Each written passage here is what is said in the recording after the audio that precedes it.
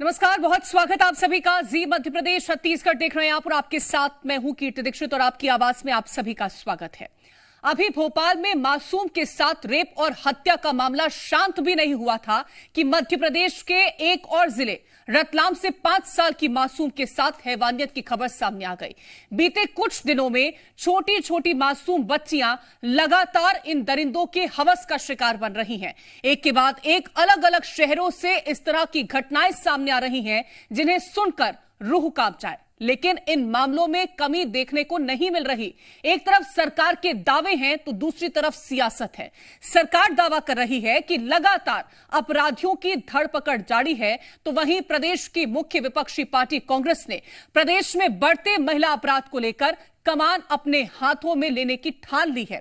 अब कांग्रेस खुद जमीन पर महिलाओं की रक्षा करेगी और बेटी बचाओ अभियान चलाएगी। भले कांग्रेस इस अभियान को महिला सुरक्षा से जोड़ रही हो, लेकिन बीजेपी इसको सियासत से जोड़ रही है, जिसके बाद सवाल ये कि क्या कांग्रेस महिला सुरक्षा जैसे संवेदनशील मुद्दे का इस्तेमाल सिर्फ अपनी राजनीति को चमकाने के लिए कर रही है, या फिर कांग्रेस महिलाओं के साथ बढ़ रहे अपराध को लेकर सच में चिंतित है। आज आपकी आवाज में चर्चा करेंगे इसी मुद्दे पर, लेकिन उससे पहले रिपोर्ट देखिए।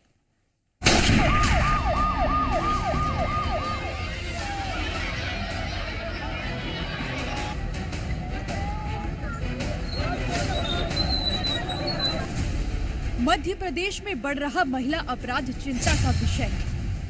प्रदेश में लगातार महिलाओं के खिलाफ आपराधिक घटनाओं में बढ़ोतरी देखने को मिली है। इन हैवानों की नीयत इतनी खराब हो गई है कि अब ये मासूम बच्चियों को भी नहीं छोड़ रहे हैं। हाल ही में प्रदेश के अलग अलग जिलों से मासूम के खिलाफ हैवानियत की तमाम वारदातें सामने आई हैं। आज हम शर्मिंदा हैं, उसके कातिल जिंदा हैं।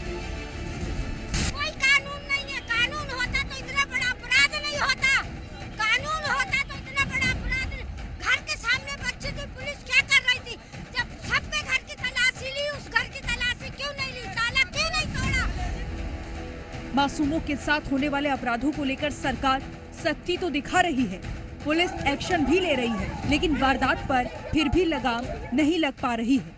वहीं इस संवेदनशील मुद्दे पर सियासत भी शुरू हो गई है। बेटियों को इंसाफ दिलाने के नाम पर कांग्रेस बेटी बचाओ अभियान की शुरुआत करने जा रही है, तो बीजेपी कांग्रेस को पहले अपने गिरेबान में झांकने की सलाह दे रही है।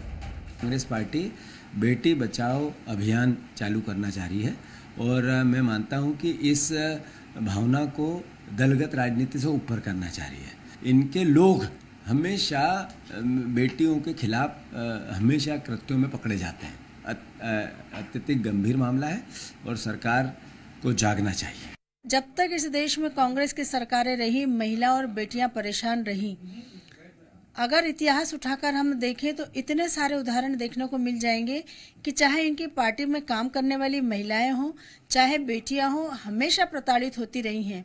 लेकिन भारतीय जनता पार्टी की सरकार बनने के बाद लगातार बेटियों और महिलाओं को विकास की मुख्य धारा से जोड़ने का काम किया जा रहा है। कांग्रेस सिर्फ लीपापोती करती रही है और हमेशा इस प्रकार की घटनाओं की अनदेखी करती रही है।